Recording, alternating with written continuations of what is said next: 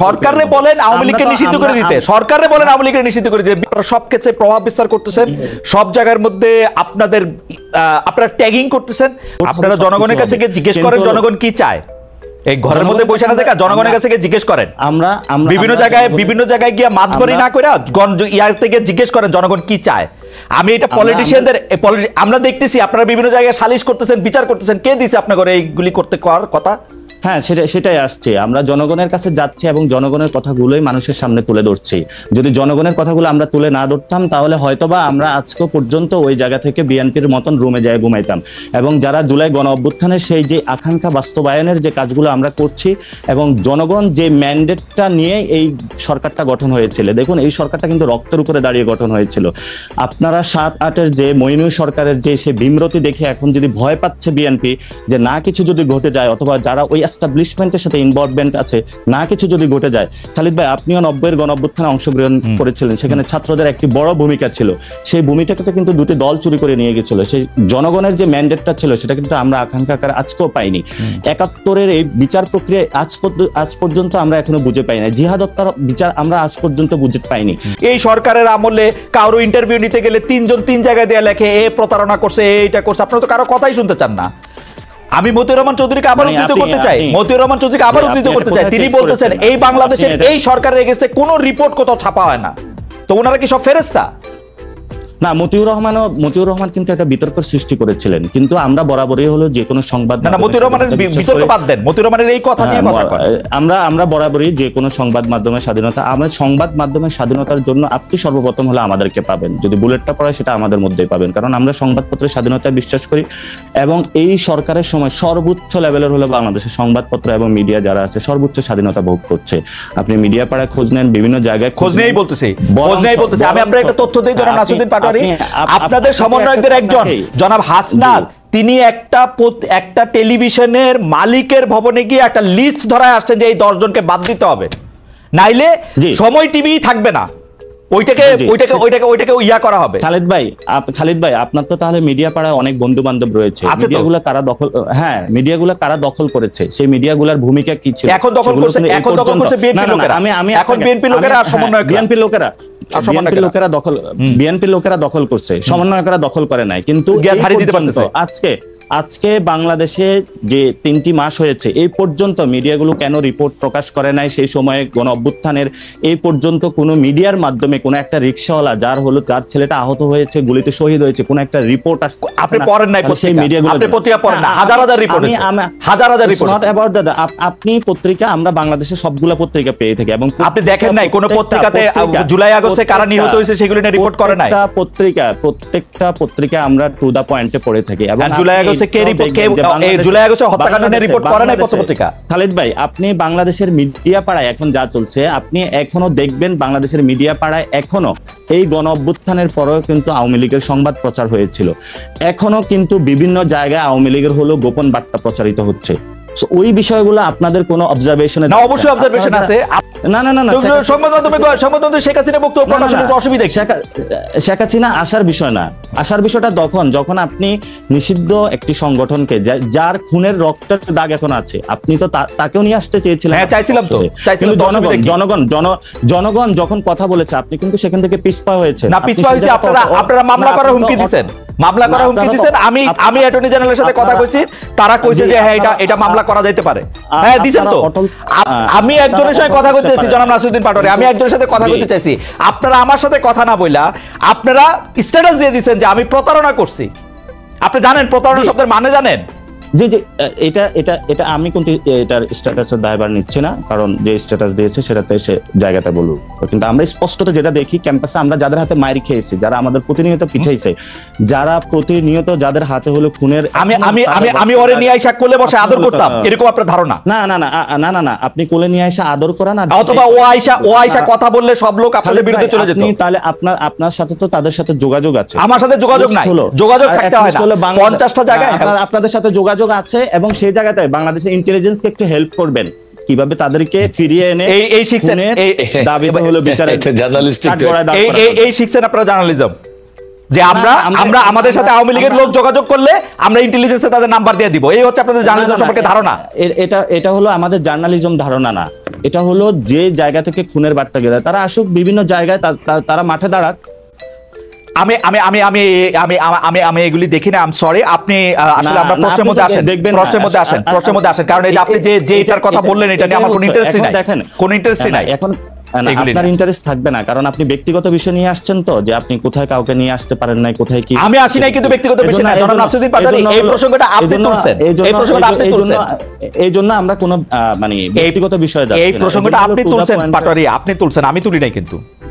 আপনি ওইটা বলেন, আপনি ওইটা বলেন যে হ্যাঁ আপনি যেটা বলতে চাইতেছেন, হ্যাঁ আমি যেটা বলতে চাইতেছি সেটা হচ্ছে যে এই মুক্তিযুদ্ধের বিপক্ষের যে বয়ানটা, যেমন এইটার ক্ষেত্রে নাগরিক যারা আপনারা আছেন, নাগরিক কমিটি, তারা আসলে অবস্থানটা কি নিতেছেন সেটা একটু আমাদের বলবেন। যে আমরা দেখতে পাচ্ছি যে একজন মুক্তিযুদ্ধ, আমি আসলে মুক্তিযোদ্ধারা বলে না, যে কোনো লোককেই আসলে অপমান করা, তাকে গলায় জুতার মালা দেওয়া এবং কোনো একটা কারো ছত্রছায়া এটা করা, এটার বিপক্ষে আপনি যদি 2 লাইনে একটু বলতেন যে এই জিনিসটা নিয়ে আপনি আসলে কিভাবে দেখতেছেন। না, প্রথমত আমরা বলি যে মুক্তিযুদ্ধের যে আকাঙ্ক্ষাটা ছিল 71-এর মানুষ যে জন্য যুদ্ধে ঝাঁপিয়ে পড়েছিল সেটা তো ব্যাহত হয়েছিল, এবং গত 53 বছরে বিভিন্ন দল ছিল, সেনা শাসন ছিল, বিভিন্ন বড় বড় কিংস পার্টি তারা ক্ষমতায় ছিল, এবং সেখানে তারা কিন্তু মুক্তিযুদ্ধের এই বিষয়গুলো এই পর্যন্ত কিন্তু যে দলে এসেছে তারা কিন্তু মুক্তিযোদ্ধা বানিয়েছে, এবং সেই জায়গাতে মানুষের প্রতি কিন্তু মুক্তিযুদ্ধের প্রতি একটা বীতশ্রদ্ধা তৈরি হয়েছিল, কারণ কে আসল কে নকল বোঝা যাচ্ছে না। ফলে তো আমরা যে জায়গাতে বক্তব্য রাখি সেটা হলো মুক্তিযুদ্ধের যে রিয়েল কোর স্পিরিটটা, সাম্য, মানবিক মর্যাদা এবং ন্যায় বিচার, সেই জিনিসটা আমরা ধারণ করি। সেই জিনিসটা ধারণ করে বলেই কিন্তু আমরা 24-এ উঠে দাঁড়িয়েছি, এবং 24-এ সেই আবেদনের ভিত্তিতেই কিন্তু আমরা মাঠে রক্ত দিয়েছি।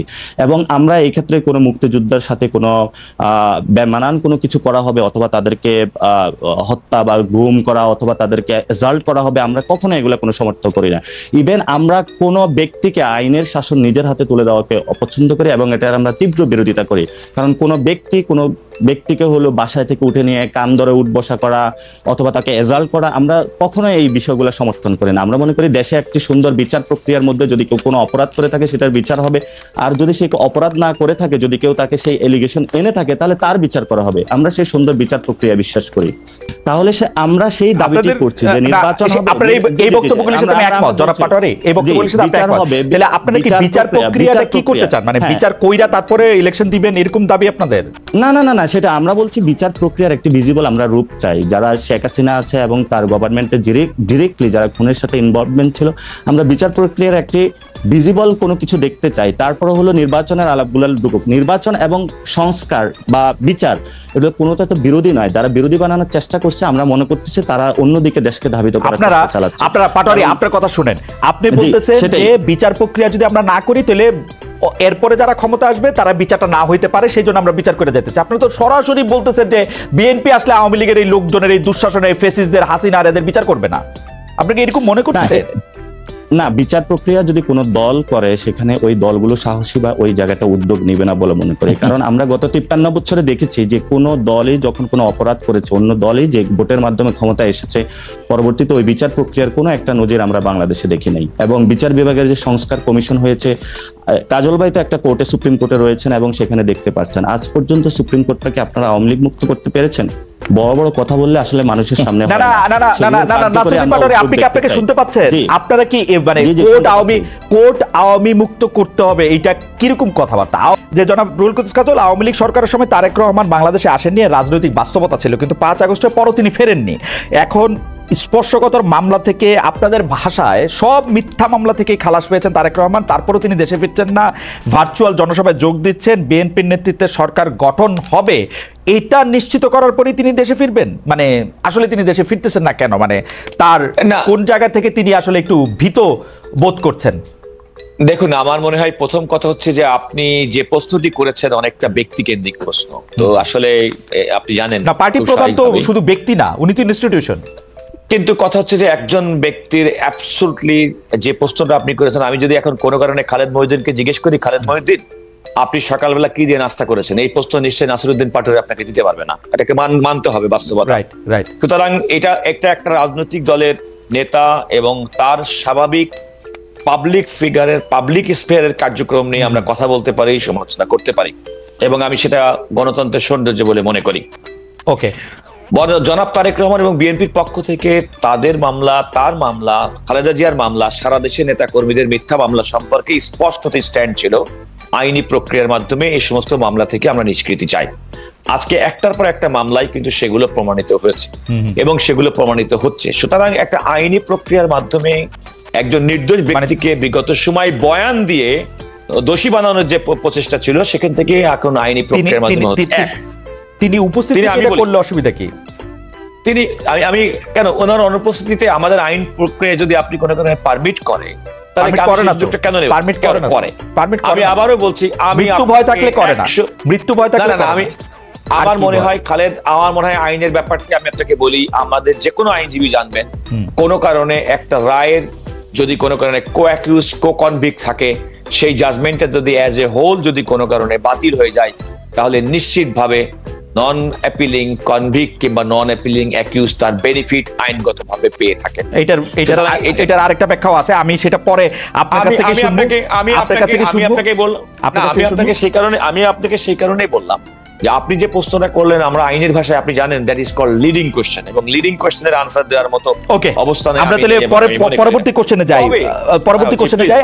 আমাদের থেকে চ্যানেল 24 চলে যাচ্ছে যে বৈষম্য বিরোধী ছাত্র নেতারা, ছাত্র জনতার নেতা যারা জুলাই আন্দোলনের নেতৃত্ব দিয়েছে, আমরা দ্ব্যর্থহীন ভাষায় বলতে চাই, তারা যখন রাজনৈতিক দল করতে চায়, বিএনপি নেতারা তাদেরকে কিংস পার্টি করছে এরকম কেউ কেউ বলে।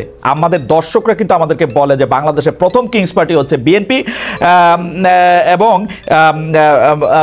এইটি প্রথম আলোকে দেওয়া সাক্ষাৎকারে জনাব নাসিরউদ্দিন পাটোয়ারিও এই বিএনপির এই প্রতিষ্ঠাকালীন ইতিহাসটা বলেছেন, আজকেও আমাদেরকে কিছুটা বলতে চেয়েছেন। আপনারা এটাকে আসলে কিভাবে ব্যাখ্যা করেন? মানে কিভাবে চালুনি সূত্রে বলে যে কেন?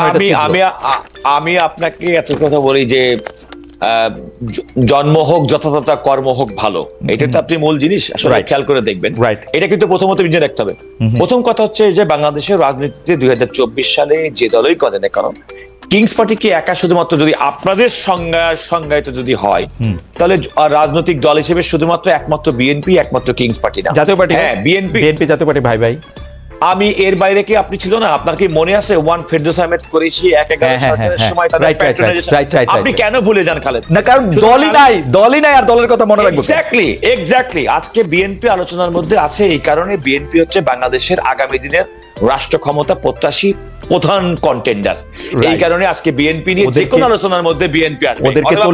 ওদেরকে 40টা বছর সময় তো তুলে দিতে হবে। বিএনপি আজকে রাষ্ট্র ক্ষমতার প্রধান কন্টেন্ডার, সেইটা তো একটা ক্ষমতার মধ্যে দিয়ে গিয়া ওদেরকে দিতে হবে না সেই সময়টা। আপনি আগে না কিং পার্টি আমি বলছি না, আমি যদি নাসিরউদ্দিন পাটোয়ারি তারা যে রাজনৈতিক দল করছে, বিএনপির প্রতিষ্ঠাতা শহীদ প্রেসিডেন্ট জিয়াউর রহমান বাংলাদেশে বহুদলীয় গণতন্ত্রের প্রবর্তন করেছিল, একদলীয় শাসন ব্যবস্থা থেকে করেছিল।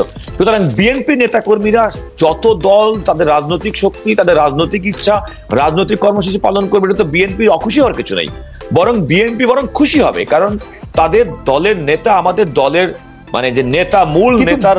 কিন্তু এইটা বলেন তো কাজল ভাই, বিএনপি অকারণে কেন ছাত্র জনতার এই পার্টি মানে এই বৈষম্য বিরোধী ছাত্রদের অকারণে একটু খোঁচাখুচি করতেছে না? কিছু হইলে বলে যে যেমন দেখেন এক্সট্রিম, আপনি আমাকে বলেন কিছু এক্সট্রিম। আমার মনে হয় যে কোনো একটা বক্তব্যের আইসোলেটেড কোনো পার্ট নিয়ে সেটাকে একটা মিসইন্টারপ্রেট করার সুযোগ থাকে। আমি যে কোনো সময় আপনি যখন খুব একটা যে কোনো একটা পুরো একটা বক্তব্যের মধ্যে, সে ফর এক্সাম্পল খালেদ, দেখেন আমরা 3 জন মিলে টক শো করলাম, এর মধ্যে কমপক্ষে 1000টা সেগমেন্ট করা সম্ভব, যেখানে আমাকে এক পক্ষে ইয়েস দিবে আর এক পক্ষ নেগেটিভ দিতে পারে।